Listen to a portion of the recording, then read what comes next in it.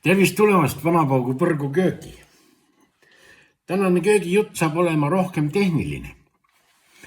Kuigi ma usun, et paljud inimesed juba seda asja teavad, aga ma nagu koputan üle igaks juhuks.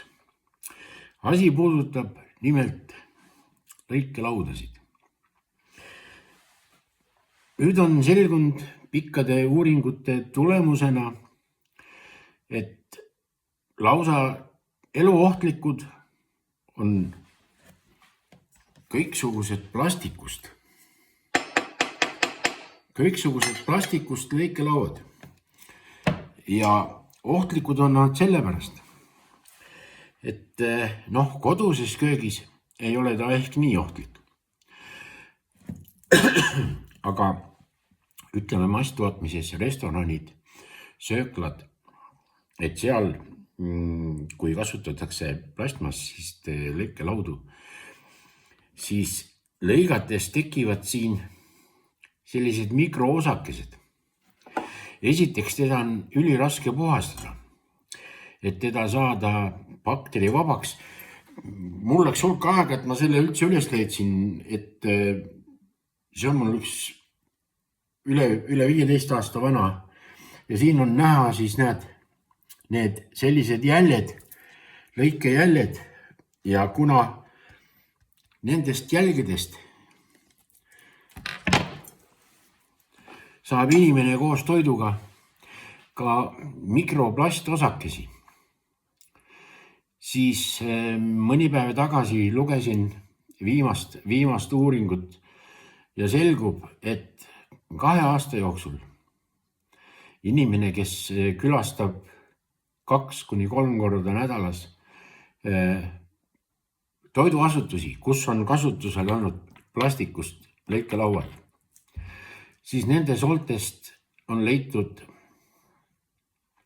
0,05 kuni 0,7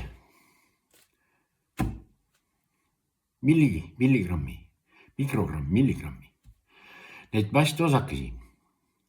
Et see on nüüd, kui sa kujutad endale ette mingit tiiki, kus on pudelikorgid või ujuvad seal vee peal. Et see sisikonna ja organismi saastatus on võrdne samaga. Et eriti just igasugused soolepõletikud tekivad tänu sellele plastile. Mis ei ole kahjulik? Esiteks ei ole kahjulik puit.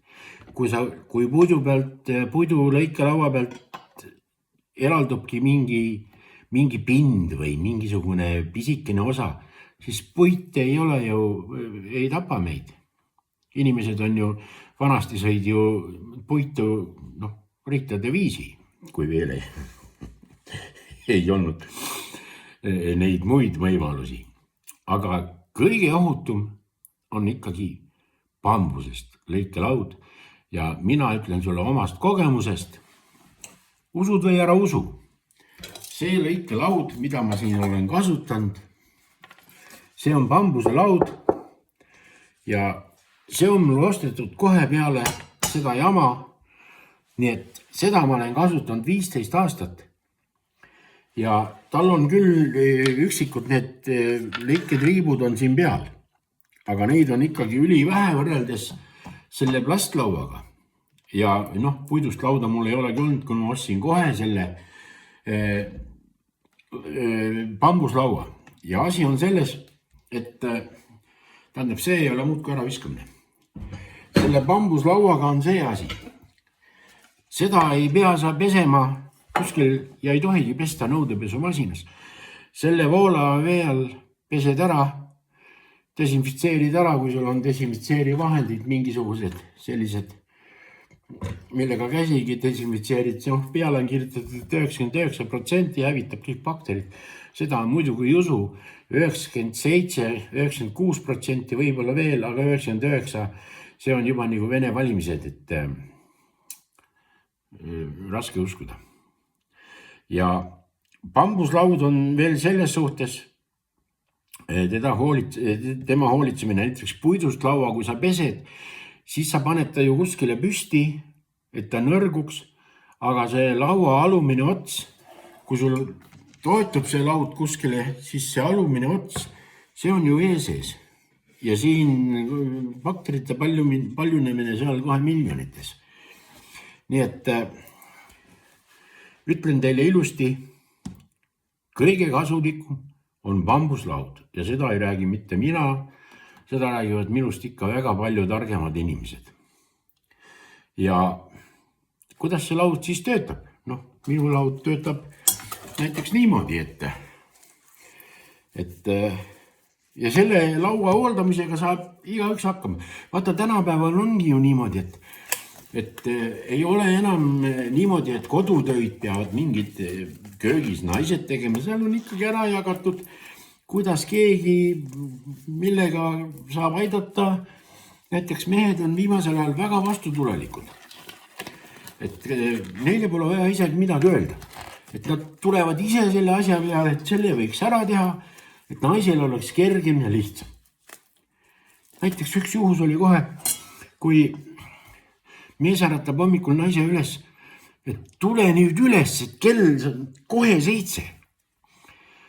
Naine muidugi unisega seal, unise näoga, et no miks sa mind nii hilja üles äratasid, et jumal hoidkud kella 8 tööle, et mul läheb juba üle poole tunni lihtsalt meigi tegemise peale. Naine siis kobis voodist välja, läks siis sinna vetsu poole ja siis kostab sealt vetsust selline.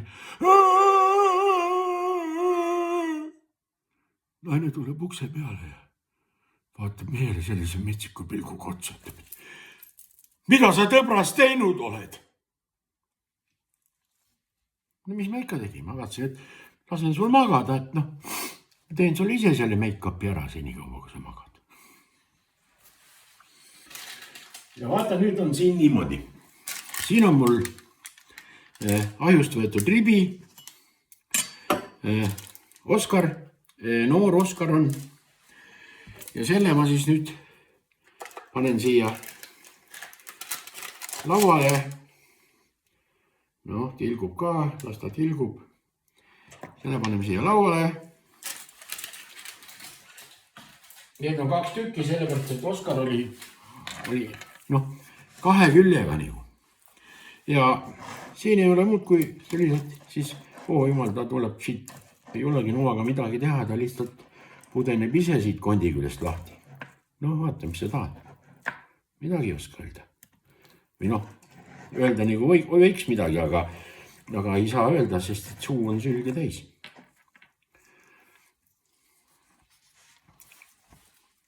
Ja nüüd soovitus. Kui teil on plastist läikelaud kodus, siis visake nii kaugele, kui jõuate. Minge järgi ja visake ükskord veel. Ja muretsege endale bambusest läikelaud. See kestab aastaid. Kui mul on see 15 aastat kestnud juba, siis ma võin öelda, et minu elu lõpuni see peab küll vastu. See arvestad kuskil 60 aastat veel. Muidugi mitte nii palju.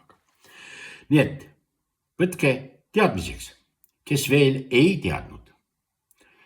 Ja varsti hakkab suvi. Pange siis suusad ära keldrisse ja kohtume.